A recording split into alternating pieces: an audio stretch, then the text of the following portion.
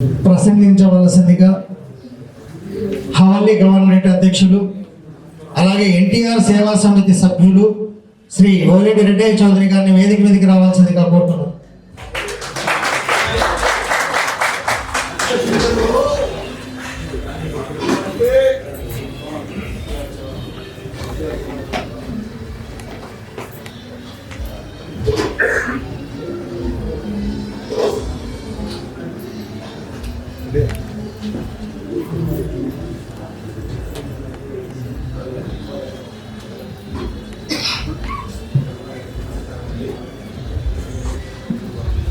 ఇక్కడికి విచ్చేసిన నా తెలుగుదేశం కుటుంబ సభ్యులకి అలాగే జనసేన నాయకులకి కార్యకర్తలకి ప్రతి ఒక్కరికి నా నమస్కారాలండి.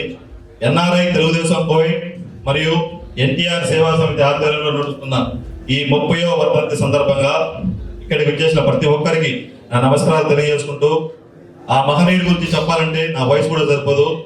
నెమ్మకూరు అనే గ్రామంలో పుట్టి ఒక సామాన్యమైన కుటుంబంలో పుట్టి సినిమా పరిశ్రమకు ఎదిగి అతిపెద్దమైన హీరోగా పేరు ప్రఖ్యాతులు సంపాదించుకొని అలాగే రాజకీయ పార్టీ పెట్టిన 9 నెలల్లోకే అధికారంలోకి వచ్చి ఇలాగే చాలా కార్యక్రమాలు చేస్తూ ఆడవారికి ఆస్తిలో సమాన హక్కు కానీ, పేదవారికి కిలో 2 రూపాయలకి బియ్యం కానీ, ఇటువంటి ఎన్నో కార్యక్రమాలు చేసి మహనీయుడిగా ఎదిగిన ఆ నందమూరి తారక రామారావు గురించి స్మరించుకుంటూ జోహార్ అర్పిస్తున్నాను.